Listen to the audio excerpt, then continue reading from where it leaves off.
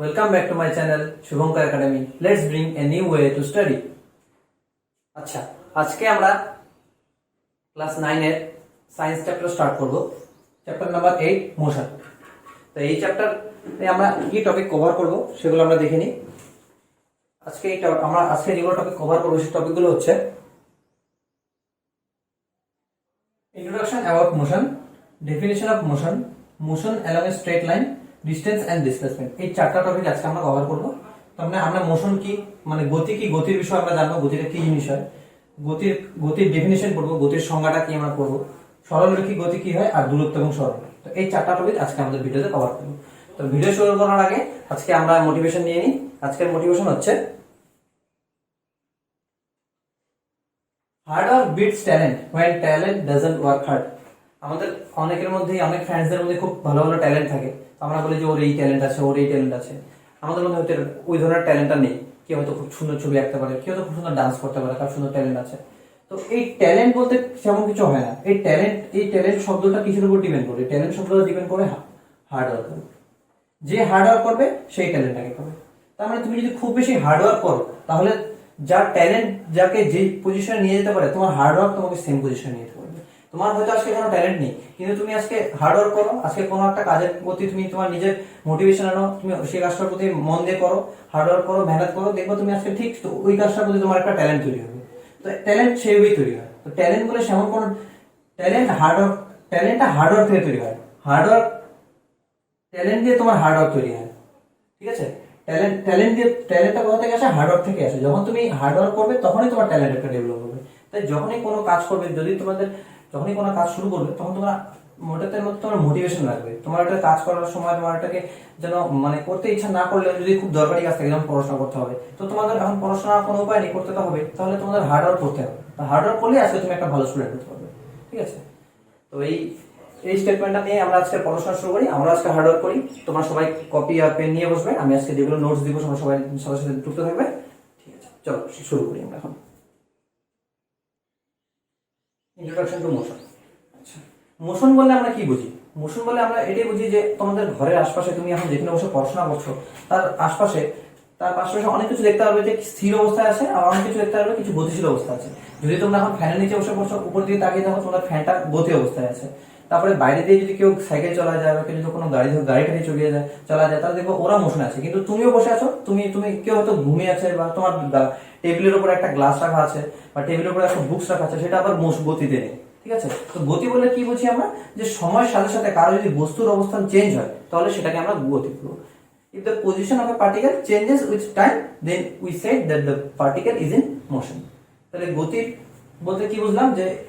যে মানে যে কোনো একটা বস্তুর অবস্থান সময়ের সাথে সাথে চেঞ্জ হবে। তার মানে কি, ও যে কোনো অবজেক্ট, আজকে আমি এখন কথা বলছি, আমি এখন মোশনেই আছি, ঠিক আছে?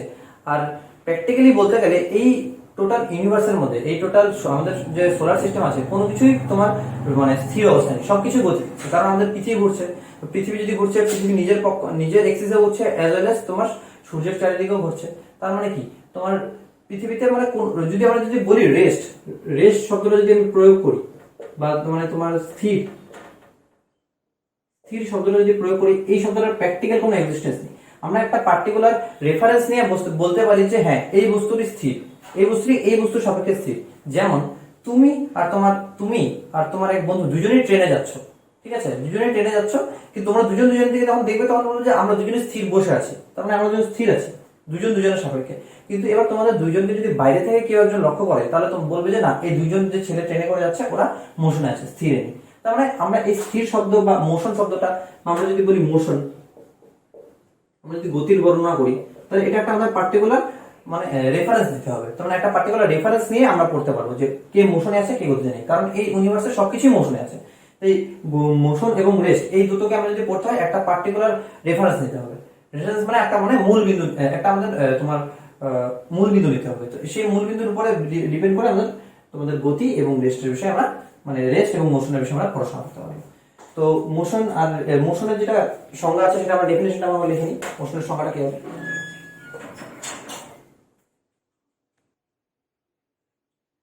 An object is said to be in motion if its position changes with time. কোনো বস্তু যখন সময়ের সাথে তার অবস্থান পরিবর্তন করে তাকে গতি বলে। তার মানে কিভাবে বুঝবো? সাপোজ এই একটা অবজেক্ট, এই একটা অবজেক্ট, এই একটা object T T equal to 0, তার মানে টি ইকুয়াল টু 0 মানে সময় তোমার 0 সেকেন্ড। এই একটা অবজেক্ট এই পজিশনে আছে, এখানে আছে। টি ইকুয়াল টু 5 সেকেন্ডে দেখলাম অবজেক্টটা এখান থেকে এখানে চলে আসছে, এখান থেকে এখানে চলে আসছে। বা এভাবে বুঝতে পারো যে এখানে আমি একটা বস্তুকে রাখলাম, সময়ের সাথে সাথে ওর পজিশন চেঞ্জ হচ্ছে, মানে যত সময় পার হচ্ছে ওর পজিশনটাও চেঞ্জ হচ্ছে। তার মানে প্রথম অরিজিন পয়েন্টটা তো এখানটা ছিল, এটা অরিজিন পয়েন্ট ছিল, তার মানে ইনিশিয়াল পয়েন্ট ছিল। এই ইনিশিয়াল পয়েন্ট থেকে ও আস্তে আস্তে আস্তে আস্তে সময়ের সাথে সাথে ওর অবস্থান পরিবর্তন হচ্ছে। তার মানে যদি কোনো বস্তুর অবস্থান পরিবর্তন হতে থাকে, তার মানে if the particle if the object if an object changes it's position, তার মানে ওর পজিশন যদি সময়ের সাথে সাথে চেঞ্জ করতে থাকে, তাহলে কি বলবো? বস্তুটা কিছু আছে, মোশনে আছে, তার মানে গতিতে আছে। ঠিক আছে? তো গতির নিশ্চয়ই তোমরা বুঝতে পারছো যে গতির ডেফিনেশনটা কি। যখন কোনো একটা অবজেক্ট তোমার সময়ের সাথে সাথে ওর নিজের পজিশন চেঞ্জ করবে, তাহলে আমরা বলবো যে the object is in motion. ঠিক আছে? আমরা যদি কিছু এক্সাম্পল নিই, তাহলে আমরা কি কি লিখতে পারি? যে flow of wind, flow of wind, বায়ু। তো আমরা কিছু গতির উদাহরণ কি কিনতে পারি? যে ফ্লো অফ উইন্ড মানে বায়ুর প্রবাহের কারণ, তারপরে মোশন অফ আর্থ পৃথিবীর ঘূর্ণন, অ্যাটমস, স্টার্স, তার মানে অণু, তারকাপুঞ্জ, এই সবগুলো কি সব মোশনে আছে, গতিতে আছে। ইভেন কি আমাদের শরীর দিয়ে যে ব্লাড ফ্লো হচ্ছে, আমরা যে অক্সিজেন নিচ্ছি, অক্সিজেনের যেগুলো আমরা গ্যাস অক্সিজেন নিচ্ছি, কার্বন ডাইঅক্সাইড ছাড়ছি, এগুলো যে আমাদের এগুলো গ্যাসের যে মানে তোমার ট্রান্সপোর্টেশন হচ্ছে আমাদের বডির ভিতরে এবং বাইরে, এটাও একটা মোশন। আমাদের বডির ভিতরে যে ব্লাড সার্কুলেশন হচ্ছে, মানে রক্তের যেটা সঞ্চালন হচ্ছে বডির মধ্যে, সেটা তোমার এক ধরনের মোশন। তো পৃথিবীতে মোশনের উদাহরণ তোমরা অনেক দেখতে পাবে। এমনকি তোমাদের ঘরের যেখানে পড়াশোনা করছো বা তোমরা যেখানে আছো তার আশপাশে তুমি অনেক কিছু দেখতে পাবে যেগুলো তোমার মোশনে আছে। ঠিক আছে? তাহলে এটা হলো ডেফিনেশন ছিল, আর ডেফিনেশন আমার কিছু এক্সাম্পল দেখলাম। এবার আমরা নেক্সট টপিকে আসি। আমাদের একটা কোশ্চেন করে নিই। What cause the phenomena of sunrise, sunset and changing of season? সূর্যোদয়, সূর্যাস্ত এবং ঋতু পরিবর্তনের কারণ কি? তার মানে এই তিনটা যে আমাদের কারণ দিয়েছে, যে sunrise, sunset and changing of season, তার মানে সূর্যোদয়, সূর্যাস্ত এবং ঋতু পরিবর্তন, এই তিনটার কারণ কোন না কোনো ভাবে এই আমাদের চ্যাপ্টারের সাথে রিলেটেড। এই জন্য এই কোশ্চেনটা আমাদের বুকে ইনক্লুড করা হয়েছে। তার মানে আমাদের যে সিজন চেঞ্জেস হয়, দিন রাত হয়, তারপরে সিজন চেঞ্জ হয়, সামার, উইন্টার, অটম, মনসুন, তারপরে তোমার গ্রীষ্ম, বর্ষা, শরৎ, হেমন্ত, শীত, বসন্ত, 6টা ঋতু পড়ছিল, এখন তো 4টাই থাকে, 4টাই কনসিডার করা হয়। তো যাই হোক, এই যে ঋতুগুলো চেঞ্জ হয়, তারপরে দিন হয়, রাত হয়, সূর্যোদয় হয়, সূর্যাস্ত হয়, এই যে রিজন গুলো আছে, এটা কিসের কারণ? এগুলোর কারণ কি? এগুলোর কারণ কোনো না কোনো ভাবে এই গতির সাথে রিলেটেড। কিভাবে রিলেটেড দেখো। সাপোজ এটা আমাদের আর্থ, ঠিক আছে? একটু টিল্ট থাকে আমাদের আর্থটা, জানো তো। এই আর্থটা যখন নিজের কক্ষে যখন রোটেট করে, আর্থটা যখন নিজের কক্ষে যখন রোটেট করা শুরু করে, আর কোন দিকে ঘুরে? আচ্ছা, এই দিকে ঘুরে, এমন করে ঘুরে, এমন করে ঘুরে। কোন কিভাবে ঘুরে? আর্থ ঘুরে তোমার, এটা কি সাইড? এটা হলো তোমার ইস্ট, এটা হলো ওয়েস্ট। তো আমরা জানি সূর্য পূর্ব দিকে ওঠে আর পশ্চিম দিকে তোমার অস্ত যায়। তার মানে কোন দিকে সানরাইজ হয়? ইস্ট সাইড থেকে সানরাইজ হয়, আর ওয়েস্ট সাইডে সানসেট হয়। তার মানে আর্থের রোটেশনটা উল্টা হবে, তার মানে ওয়েস্ট সাইড থেকে, ওয়েস্ট টু ইস্ট, তার মানে এইদিকে আর্থের রোটেশন হয় এইভাবে। তো ওয়েস্ট থেকে ইস্টের দিকে আর্থের রোটেশন হয়। তো এই ওয়েস্ট সাইড থেকে ইস্টের দিকে যখন আর্থের রোটেশন হয়, এই রোটেশনের জন্য কি হয়? তোমার সানরাইজ আর সানসেট হয়। তার মানে সূর্যোদয় আর সূর্যাস্ত, এই দুইটা রিজন কি? এই সূর্যোদয় সূর্যাস্তের রিজন মানে সানরাইজ আর সানসেটের রিজন হচ্ছে rotation of earth, rotation of earth around its own axis. তার মানে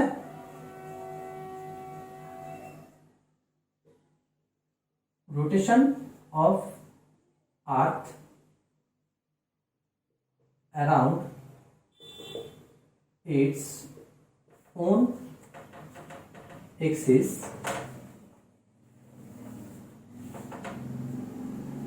causes sunrise and সানসেট। হয় আচ্ছা, সানরাইজ সানসেটের রিজন তো আমরা বুঝতে পারলাম কিসের জন্য হয়, যে আর্থের নিজের কক্ষ নিজের এক্সিসে যখন রোটেট করে তখন সানরাইজ আর সানসেট হয়।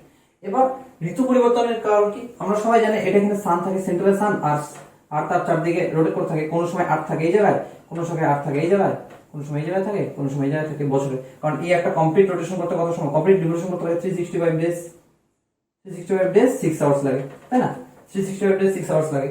এই তোমার আর্থের সানের চারদিকে তোমার একটা কমপ্লিট রিভলিউশন করতে 365 ডে লাগে। তো এই 365 দিনের মধ্যে সান কোন সময় আর্থের অনেক সামনে থাকে, কোন সময় দূরে থাকে, কোন সময় এই জায়গায় থাকে, কোন সময় এই জায়গায় থাকে। তো ইলিপ্টিক্যাল পাথের মধ্যে তোমার সানের চারদিকে রিভলিউশন করতে থাকে।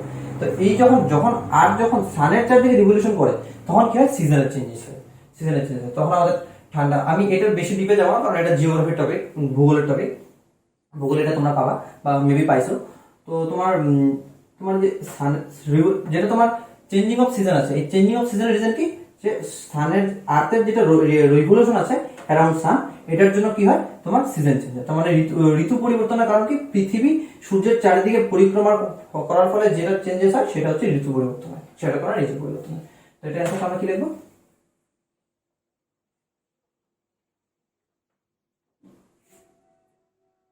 while the revolution of earth around sun causes the changing of seasons. তো বাংলা কি লিখবো, তো বাংলা মিডিয়াম স্টুডেন্ট লিখবা, যখন পৃথিবী তার নিজের কক্ষপথে ঘোরে তখন সূর্যোদয় ও সূর্যাস্ত হয়, এবং যখন পৃথিবী সূর্যের চারিদিকে পরিভ্রমণ করে তখন ঋতু পরিবর্তন হয়। ঠিক আছে, এটা বাংলা মিডিয়াম স্টুডেন্টরা লিখবে। আচ্ছা, ডেসক্রাইবিং মোশন, গতির বর্ণনা।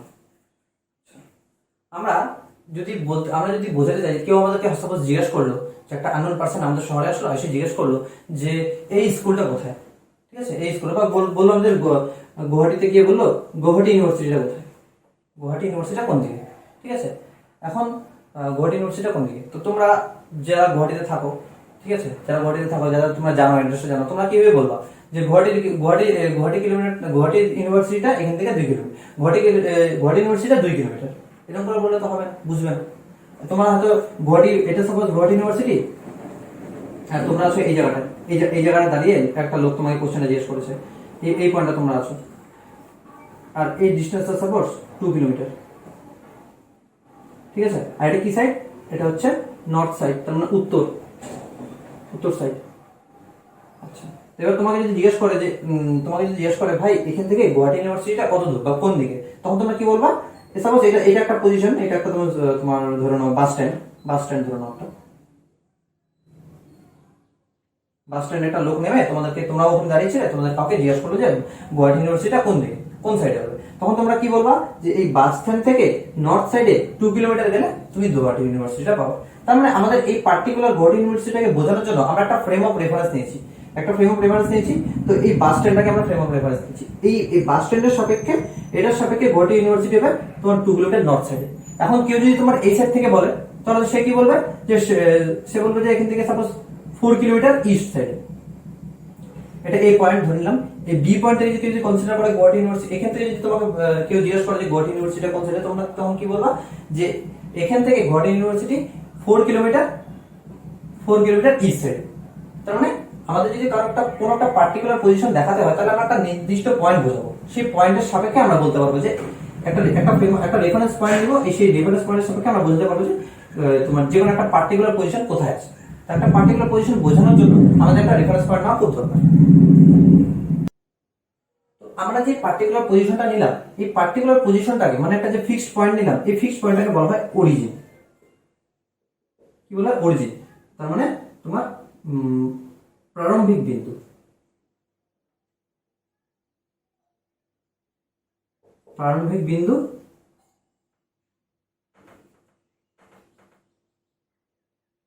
প্রারম্ভিক বিন্দু বা মূল বিন্দুও বলে, প্রারম্ভিক বিন্দু বা মূল বিন্দু। তার মানে যেই পয়েন্টের সাপেক্ষে এটাকে আমরা অরিজিন বলবো, এটা অরিজিন। এই অরিজিন থেকে 2 কিলোমিটার নর্থ সাইডে গেলে আমরা গুয়াহাটি ইউনিভার্সিটি পাবো। তার মানে আমার একটা পার্টিকুলার প্লেসকে যদি স্পেসিফাই করে বলতে হয়, ভাবে বোঝাতে হয়, তাহলে আমাদের একটা পার্টিকুলার অরিজিন নিতে হবে। এই অরিজিনের সাপেক্ষে আমরা বলতে পারবো কোথায়।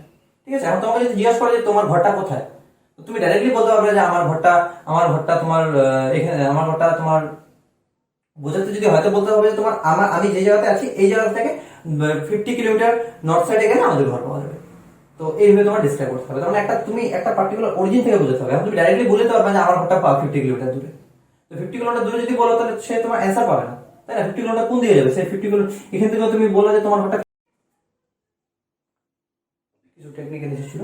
আচ্ছা দেখো কি বলছিলাম, যদি বলি 50 কিলোমিটার, আমার ঘরটা যদি বলি যে এটা তোমার হচ্ছে ঘর, হোম, আর এখানে তুমি আছো, তোমার একটা পজিশন।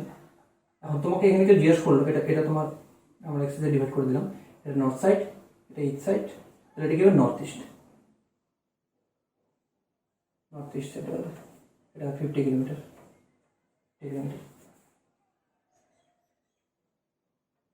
আমার তোমাকে যদি বলে যে এই পজিশন থেকে তোমার ঘরটা কোন সাইডে কোথায়, তো তুমি যদি শুধু বলো 50 কিলোমিটার তাহলে হবে না, তোমার বলতে হবে যে আমার ঘরটা এই এই পজিশন থেকে 50 কিলোমিটার নর্থ ইস্টে। তাহলে যখন লোকটা যখন তোমার ঘরটা ফলো করবে 50 কিলোমিটার নর্থ ইস্ট সাইডে যেতে হবে, তখনই তোমার ঘরটা হবে। আদারওয়াইজ ও যদি নর্থ সাইডে বা ইস্ট সাইডে বা ওয়েস্ট সাইডে চলে যায় 50 কিলোমিটার, তাহলে তো পাবে না। তাই আমাদের যখনই কোনো কিছু বোঝাতে হয় একটা নির্দিষ্ট অরিজিন বিন্দু দরকার, যেখান থেকে আমরা আমাদের একটা পার্টিকুলার স্পেসিফিক পজিশন বোঝাতে পারি। ঠিক আছে, তো এটা আশা করি নিশ্চয়ই বুঝতে পারছো। চলো নেক্সট পয়েন্টে। যে নির্দিষ্ট বিন্দুর সাপেক্ষে কোনো বস্তুর অবস্থান বর্ণনা করা হয় তাকে প্রারম্ভিক বিন্দু বলে। The point at which the position of an object is specified is called the origin. ঠিক আছে, এটা হচ্ছে অরিজিনের definition. Motion along a straight line, সরলরেখী গতি। সরলরেখী গতি বলে আমরা কি বুঝি, যে একটি কক্ষে গতি। আমরা কক্ষ পেয়েছি যে এটা ওয়াই কক্ষ, এটা এক্স কক্ষ। তো যে কোনো একটি কক্ষের গতি যদি আমরা কনসিডার করি, আমরা শুধু এক্স কক্ষের গতি কনসিডার করলাম, তাহলে এটা হয়ে যাবে তোমার সরলরেখী গতি হবে, তোমার মোশন স্ট্রেট লাইন হবে। ঠিক আছে, আমরা এক্স কক্ষ কনসিডার করলাম, শুধু ওয়াই কক্ষ কনসিডার করলাম, শুধু এদিকের গতি কনসিডার করলাম, বা শুধু এক্স কক্ষের গতি কনসিডার করলাম, তাহলে তোমরা সরলরেখী গতি পড়বো। তো সরলরেখী গতি বলতে কি বোঝায়, একটি কক্ষেরই গতি মান করবো। ঠিক আছে, স্ট্রেট লাইন গতি, স্ট্রেট লাইন, মোশন অ্যালং এ স্ট্রেট লাইন। ঠিক আছে, মোশন অ্যালং এ স্ট্রেট লাইন আমরা এখন বলবো। সাপোজ এটা আমি এদিকে ডিসটেন্স নিয়েছি, 0 থেকে শুরু হয়েছে 70 অবধি নিয়েছি। তো এটা ডিসটেন্স কিলোমিটারে নিয়েছি, 5, 10, 15, 20 and so on ডিসটেন্স নিয়েছি। সাপোজ একটা পার্টিকেল ও থেকে ওর জার্নি শুরু হলো, একটা অবজেক্ট, কেউ যে কোনো মানুষ বা যে কিছু ওর জার্নি শুরু করলো ও থেকে। ঠিক আছে, ও থেকে তোমার 60 কিলোমিটার অবধি আসলো। সাপোজ কনসিডার করো ও থেকে এ অবধি আসলো 60 কিলোমিটার, ও থেকে এ অবধি আসলো 60 কিলোমিটার। এবার ও থেকে এতে 60 কিলোমিটার আসার পরে প্রথমে ও থেকে এতে গেল, তারপরে এ থেকে আবার ব্যাক করলো, তোমার এখানে আসলো, এই পয়েন্টটাতে আসলো। ও থেকে এতে আসলো, এ থেকে আবার বিতে আসলো। আচ্ছা, তার মানে প্রথমে জার্নি কোন দিকে হয়েছিল, এদিকে জার্নি হয়েছিল, এতটুকু পর্যন্ত, মানে এতটুকু জার্নি হয়েছিল। তারপর এখান থেকে আবার এদিকে জার্নি করলো। এবার আমরা যদি বলি বস্তু দ্বারা অতিক্রম করা মোট পথের দৈর্ঘ্য, তার মানে total path length covered by the object. এই অবজেক্টটা ও থেকে এতে যখন আসলো, তারপরে এ থেকে আবার বিতে যখন আসলো, তাহলে ও টোটাল কত পাথ লেন্থ কভার করলো, কত দৈর্ঘ্য কভার করলো। তো কিভাবে বলবো, ও থেকে এতে আসলো ও এ প্লাস এ বি, কত হবে তোমার, ও থেকে এ তোমার কত কিলোমিটার, 60 কিলোমিটার, প্লাস এদিকে এ থেকে বি 60 থেকে 30 আসলো, কত আসলো, 60 থেকে 30 মাইনাস করলে তোমার 60 থেকে 30 আসলো। এখান থেকে 60 থেকে 30 আসলে কত হবে তোমার, এ থেকে বি তে আসলে কত কভার হবে, এখান থেকে তোমার 60 মাইনাস 30 করলে কত হবে, 25। তাহলে আমরা এখানে কি পেলাম, 60 আর 25 কিলোমিটার। তাহলে এই বস্তুর দ্বারা ওই অবজেক্টটা টোটাল কত পাথ কভার করলো সেটা হচ্ছে 80 কভার। এই 85টাকে আমরা বলবো ডিস্টেন্স, মানে দূরত্ব। মানে দূরত্ব কি? মোট পাথের দৈর্ঘ্য, যতক্ষণে পাথ কভার করেছে ততক্ষণের দৈর্ঘ্য, মোট পথের দৈর্ঘ্য। দূরত্ব, দূরত্বকে কি দিয়ে লেখে? দূরত্ব, দূরত্ব ডিস্টেন্স, ডিস্টেন্স হলো আমাদের কত? 85 কিলোমিটার। ঠিক আছে, দূরত্বকে 85 কিলোমিটার। আর এখানে 85টা কি হচ্ছে? 85টা হচ্ছে তার নিউমেরিক্যাল ভ্যালু।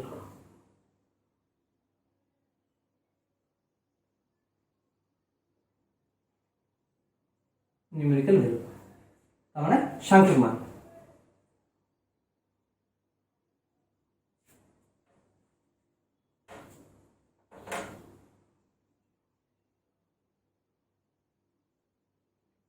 সাংখ্যিক মান 85 কিলোমিটার হলো নিউমেরিক্যাল ভ্যালু, সাংখ্যিক।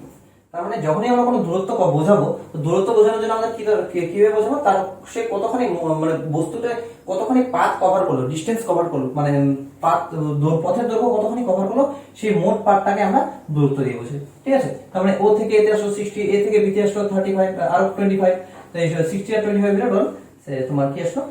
তোমার দূরত্ব আসলো। তো এটা হলো দূরত্ব। আচ্ছা,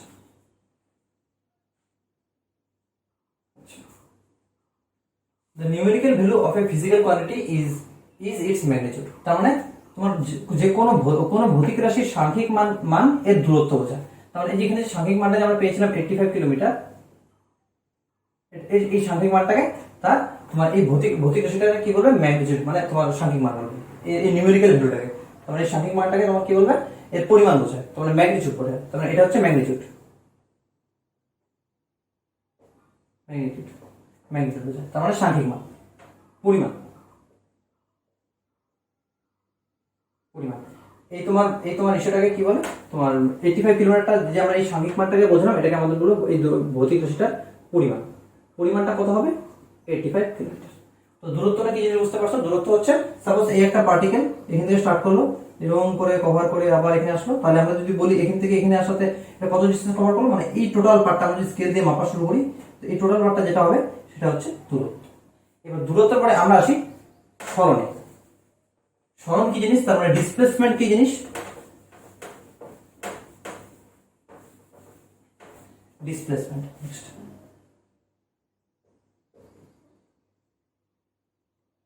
ডিসপ্লেসমেন্ট তার মানে কি বলে? সরণ। আচ্ছা, ও থেকে, আচ্ছা এখান থেকে আরেকটা কথা বলি নাই, এই যে ও যে স্টার্ট করলো, এই ওটাকে বলা হয় initial point. Initial point Bangla কি বলে? প্রারম্ভিক বিন্দু।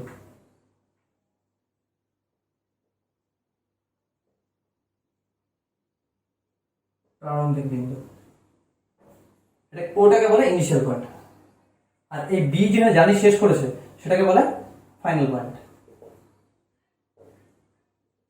ফাইনাল পয়েন্ট কি বলে? অন্তিম বিন্দু।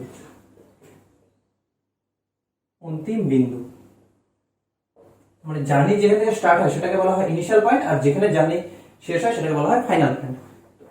এটাকে বলবো, ও কে আমরা বলবো প্রারম্ভিক বিন্দু, আর বি কে আমরা বলবো অন্তিম বিন্দু। আচ্ছা, তো দূরত্ব তো আমরা বললাম যে টোটাল পাথ কভার করলো, ও থেকে এতে আমরা যোগ করলাম 60, এ থেকে আমরা বি এর প্লাস করলাম তোমার 25, তো সব প্লাস করে আমরা 85 কিলোমিটার পেয়েছিলাম ডিস্টেন্স, আমরা দূরত্ব পেয়েছিলাম 85। এবার ডিসপ্লেসমেন্টটা কি বোঝায়? ডিসপ্লেসমেন্ট হচ্ছে যে ওর ইনিশিয়াল পয়েন্ট আর ফাইনাল পয়েন্টের মধ্যে সর্বনিম্ন দূরত্ব, the least distance between the least path, the distance between the initial and final point। তার মানে the sh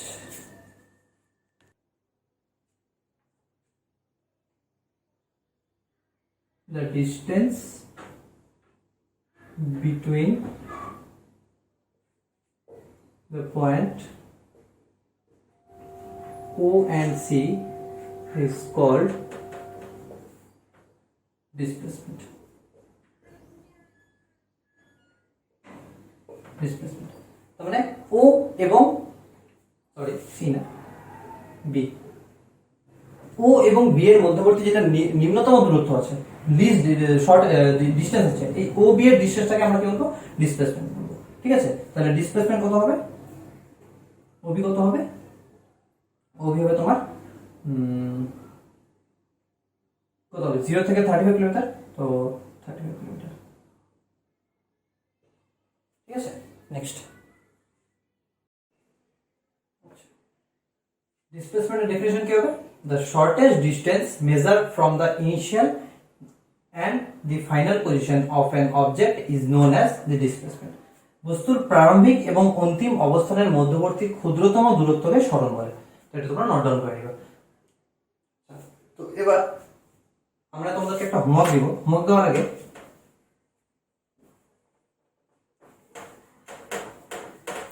আরেকটা কথা বলছি দিই, যে সাপোজ এটা তোমার হোম আর এটা তোমার স্কুল। হোম থেকে স্কুলে তুমি সাপোজ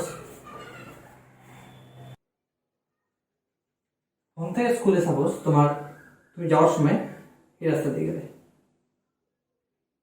এটা তোমার এটা একটা রাস্তা, এটা আমার সিধা সিধি রাস্তা, স্ট্রেট লাইন ডিস্টেন্স। ঠিক আছে, এটা শর্টেস্ট ডিস্টেন্স, আর তুমি গেলে এদিক দিয়ে। ঠিক আছে, আচ্ছা, আরেকটা রাস্তা তুমি এইভাবে গেলে, এটা 1 নাম্বার, এটা 1 নাম্বার, এটা 2 নাম্বার, আর এটা হচ্ছে 3 নাম্বার। হোম থেকে স্কুলে যাওয়া তোমার 3টা রাস্তা আছে। ঠিক আছে, এবার আমি যদি বলি সব থেকে কম দূরত্ব কোথায় লাগলো যেতে, তোমার টাইম কম লাগবে, তোমার নিশ্চয়ই 1 নাম্বার পার দিয়ে তুমি যদি যাও তাহলে সব থেকে কম দূরত্ব লাগবে, আর এই দূরত্বটাই তোমার কিসের সমান হবে, সরণের সমান হবে, তোমার ডিসপ্লেসমেন্টের সমান হবে। হোম থেকে স্কুলে যাওয়ার তোমার যদি 1 নাম্বার রাস্তা দিয়ে যাও তাহলে তোমার সরণের সমান হবে, তোমার ডিসপ্লেসমেন্ট হবে, কারণ এই হোম আর স্কুলের সব থেকে মিনিমাম দূরত্ব হচ্ছে এই 1 নাম্বার রাস্তাটা। তুমি যদি 2 বা 3 যদি ফলো করো, 2 নাম্বার রাস্তা বা 3 নাম্বার রাস্তা যদি ফলো করো, তাহলে তোমার তুমি অনেক বেশি রাস্তা কভার করতে হবে। সাপোজ এটা তোমার লাগলো 10 কিলোমিটার, এটা লাগলো তোমার 15 কিলোমিটার, আর এটা লাগলো তোমার 17 কিলোমিটার। তো আমরা জানি, আমাদের যদি বলে যে 2 নম্বর, আমাদের যদি বলে হোম থেকে স্কুলের সরণ কত, যদি বলে ঘর থেকে হোম থেকে স্কুলের ডিসপ্লেসমেন্ট যদি বার করতে দেয়, সরণ যদি বার করতে দেয়, কি হবে, মিনিমাম দূরত্ব, সব থেকে মিনিমাম দূরত্ব 10 কিলোমিটার, 10 কিলোমিটার হবে।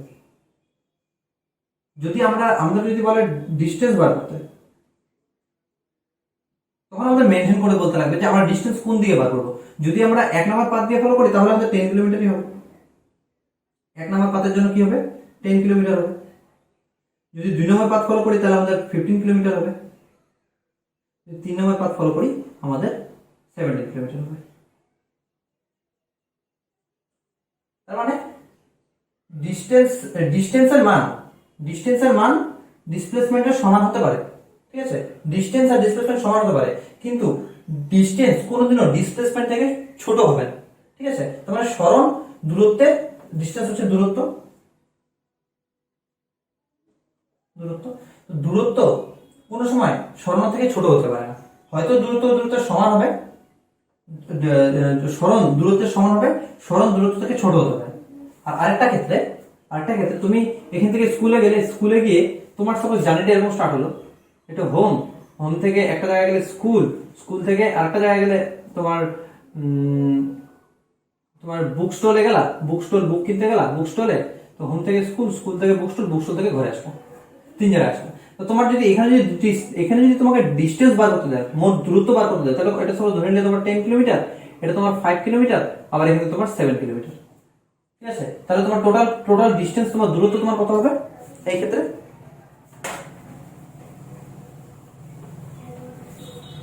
তোমার দূরত্ব কত হবে।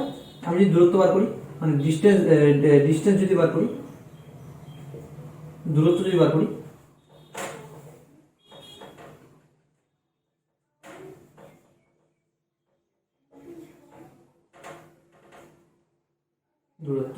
ডিস্টেন্স যদি বার করি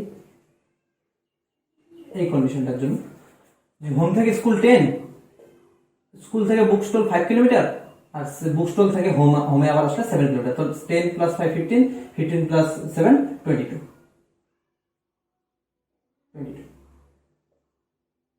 আমি যদি বলি ডিসপ্লেসমেন্ট কত হলো,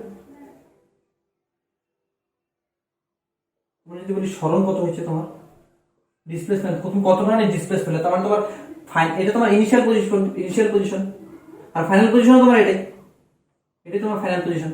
যেটা তোমার ইনিশিয়াল পজিশন ছিল, যেটা তোমার ইনিশিয়াল পয়েন্ট ছিল, তোমার যেটা প্রারম্ভিক বিন্দু তোমার যেটা ছিল সেটাই তোমার অন্তিম বিন্দু।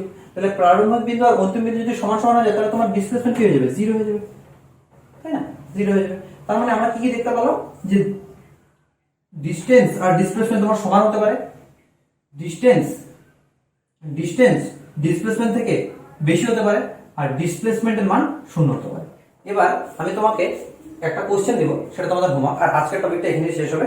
তো আমি এখন তোমাকে একটা হোমওয়ার্ক দিব, ওই হোমওয়ার্ক এই কোশ্চেনটা হোমওয়ার্ক থাকবে তোমাদের, ওটা তোমরা সলিউশন করে কমেন্ট সেকশনে জানাবা, ঠিক আছে? আর আজকের ক্লাসটা কেমন লাগলো তোমাকে জানাবা। আজকের ক্লাসটা এতটুকুই থাক, আমি এখন হোমওয়ার্কটা লিখে দিচ্ছি। সরণের মান কি কি হওয়া সম্ভব, what are the possible values of displacement. ঠিক আছে, আমরা আজকে যেটা ক্লাস করলাম সেটার উপরে একটা কোশ্চেন তোমাদের দিলাম যে সরণের কি কি মান হতে পারে। তো তোমরা ক্লাসটার বেসিসে তোমরা এটা কোশ্চেনটা অ্যানসার দেওয়ার চেষ্টা করবা কমেন্ট সেকশনে। আচ্ছা, তাহলে আজকের ক্লাসটা কেমন লাগলো সবাই তোমার কমেন্ট করবা, লাইক করবা, ভিডিওটা শেয়ার করবা, সাবস্ক্রাইব করবা আমার চ্যানেলটা। আর রেগুলার আপডেটস এর জন্য আমি এরকম করেই তোমাদের ক্লাস নিয়ে থাকবো আর ভিডিও আপলোড দিতে থাকবো। তো আমার চ্যানেলটাকে তোমরা দেখো বাট সাবস্ক্রাইব করো না, তো আমার চ্যানেলটাকে সাবস্ক্রাইব করো আর শেয়ার করো। যত তোমার ফ্রেন্ডস আছে, যত তোমার বেঙ্গলি আর ইংলিশ মিডিয়াম স্টুডেন্টস এর ফ্রেন্ড আছে, যারা যারা ক্লাস 9 এ পড়ে তো বা 10 এ পড়ে, ওদেরকে ভিডিওগুলো শেয়ার করো। ক্লাস 10 এর ভিডিও আপলোড দিব কদিনের মধ্যে। তো দেখো এই গরমের মধ্যে ফ্যান ছাড়া তোমাদের ক্লাস করাচ্ছি। তো আমার এই তোমার যে পরিশ্রমটা আছে, যেটা যে আমি ম্যানেজ যেটা করছি, তো এটাকে তোমার একটু একটু মানে লাইক শেয়ার সাবস্ক্রাইব করে আমাকে একটু হেল্প করবে, ঠিক আছে? তো আজকের ভিডিওটা এতটুকুই।